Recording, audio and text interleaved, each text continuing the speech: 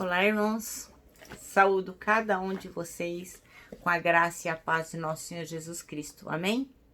O meu nome é Miriam Anita e eu estou aqui só para contar para os irmãos aquilo que eu entendi do texto chamado Dedicando Tempo aos Pecadores.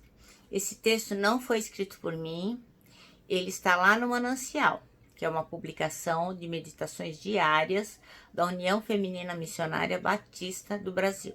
Então, fiquem atentos, eu não escrevi o texto, só vou dizer para os irmãos aquilo que eu entendi. Isto dito, vamos iniciar orando. Paizinho, nós pedimos que Tu estejas conosco, para que nós tenhamos ouvidos de ouvir, que estejamos atentos ao que Tu vais dizer ao nosso coração.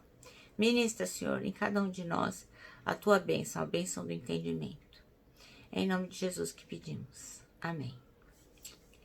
Meus irmãos, então o texto hoje para a gente ler da Bíblia é Marcos capítulo 2, versículos 15 a 17.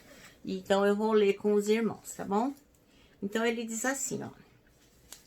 E aconteceu que, estando sentado à mesa, em casa deste, também estavam sentados à mesa com Jesus e seus discípulos muitos publicanos e pecadores, porque eram muitos e o tinham seguido.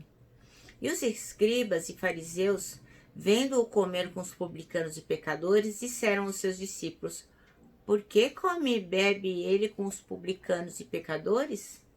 E Jesus, tendo ouvido isto, disse-lhes: Os sãos não necessitam de médico, mas sim os que estão doentes. Eu não vim chamar os justos, mas sim os pecadores. Amém? É maravilhoso, né? Saber que Jesus lembrou-se de nós, que estávamos tão necessitados de sermos resgatados e de que o médico dos médicos pudesse nos trazer a salvação. Bom, o texto que a irmã Zélia Pereira, que foi quem escreveu o texto, escolheu, foi o versículo 17.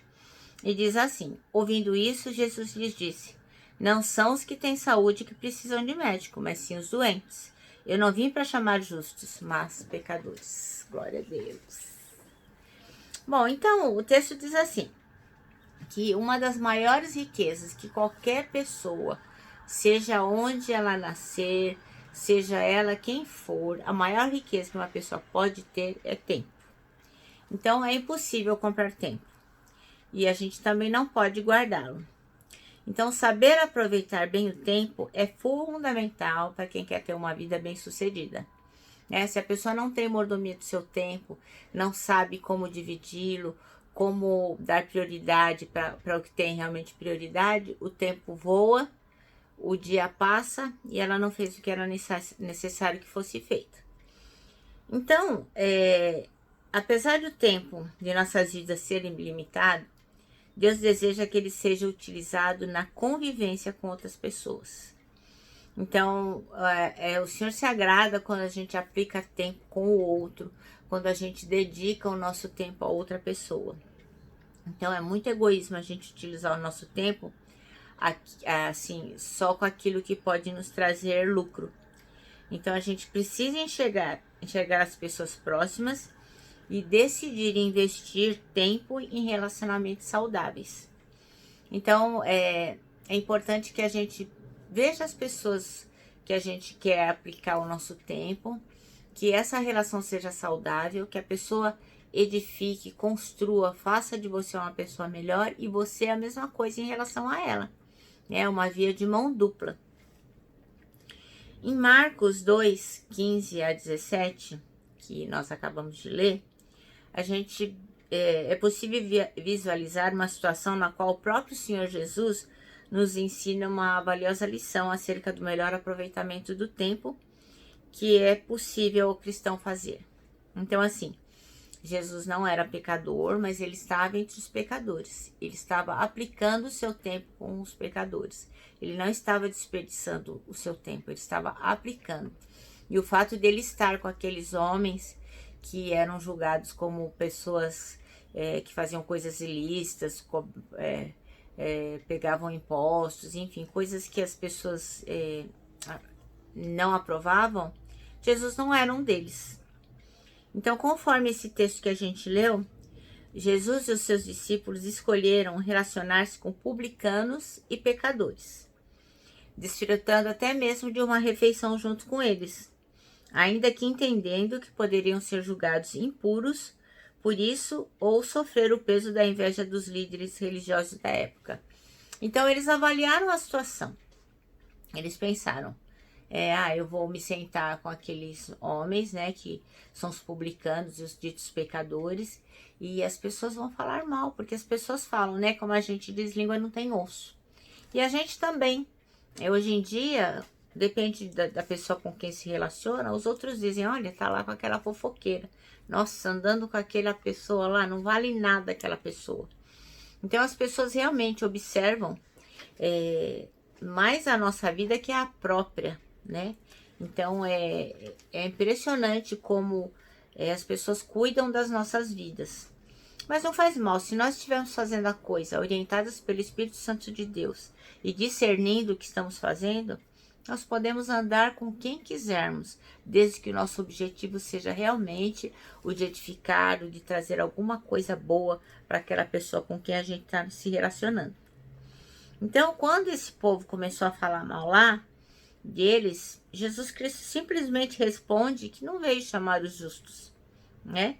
Mas realmente ele veio aqui para chamar aqueles que precisavam, chamar ao arrependimento nós, os pecadores, né? Porque senão, que valor teria se ele só aplicasse o tempo com pessoas que não precisassem dele? Então, Jesus deixou bem claro que médico não precisa, ou que doente não precisa de outra coisa senão de um médico. E ele, que era o médico dos médicos, veio para curar a doença do pecado de nós. Então, Jesus, ele deixou para a gente o exemplo de que o relacionamento intencional e amizade sincera podem transformar vidas. Então, e eu, assim, acrescento que o relacionamento sincero, o relacionamento amoroso, solidário, generoso, transforma, assim, a vida do outro. Mas nós temos que aplicar tempo e não dar para o outro só aquilo que nos resta. É importante que nós dediquemos tempo ao outro. Estabeleçamos as prioridades e dediquemos também tempo para as outras pessoas, né? Então, isso me lembrou uma historinha que eu li, um texto que eu li há um tempo, que falava sobre o banco da vida. Então, o autor pergunta se a gente já imaginou se todo dia fosse depositado na nossa conta R$ 86.400, todos os dias. E a gente teria que gastar aquele valor naquele dia, porque no final do dia a conta estaria zerada. Aí no outro dia seria depositado mais R$ 86.400 para nós gastarmos do jeito que quiséssemos. Pois então, no banco da vida é assim. Deus deposita para cada um de nós, a cada dia que amanhece, 86.400 segundos. Para cada um de nós. E nós temos que administrar esses 86.400 segundos da melhor forma possível, sendo generosos, solidários, amorosos, sendo empáticos, cuidando do outro, ouvindo o outro, cuidando dos nossos familiares, cuidando dos nossos pares. Enfim, é um tempo que o Senhor aplica na nossa vida e que nós temos ali um dia inteiro para gastá-lo, porque no final do dia já não vai ter mais nada na nossa conta da vida. Então, assim, a pergunta que fica assim, quanto vale, né, 86.400 segundos? É fácil. Se você quer saber quanto vale um ano, não tá difícil, não. Pergunta para um menino, para uma menina que ficou retida na sua série escolar. Pergunta para essa pessoa quanto vale um ano. Vale bastante, né? Um ano de sacrifício, um ano de idas à escola, de tempo, enfim. Esse é o valor de um ano. Se você quiser saber o valor de um mês, pergunta para uma mãe que teve um bebezinho prematuro. O bebê nasceu aos 7 meses ou aos 8 meses. E quanto vale um mês para ela? nesse banco da vida. Vale bastante, né? E se você quiser saber quanto vale uma semana? Essa é fácil. Você pode perguntar para um pastor, por exemplo, que tem que preparar o sermão para todos os domingos, pela manhã e à noite. Então você pergunta para ele quanto vale uma semana. Eu tenho certeza que ele vai dizer que é muito valioso. E se você quiser saber quanto vale um dia, será que é muito valioso? Para quem a gente pergunta isso? Fácil demais. É só perguntar para uma pessoa que faz uma jornada de trabalho de 12 horas seguidas. Pergunte para ela quanto vale 12 horas. E se você quiser saber quanto vale uma hora? Isso é muito fácil. É só perguntar para um casal apaixonado que está sem se ver há uma hora. E eles dirão a vocês quanto vale uma hora. E se você quiser saber quanto vale um minuto? Qual é o valor de um minuto? Pega alguém que comprou uma passagem de avião para o exterior, por exemplo, e dividiu em 12 vezes e perdeu o avião por um minuto. Pergunta para essa pessoa quanto vale um minuto da vida dela. E se você quer saber quanto vale um segundo, é fácil. É só você perguntar para um atleta que foi ao pódio e ficou em segundo lugar, porque a medalha de ouro ficou para aquele que chegou um segundo na sua frente. Então, irmãos, vocês podem ver que cada segundo, cada hora, cada semana, cada mês, cada ano da nossa existência tem um valor incrível. E Jesus Cristo sabia disso.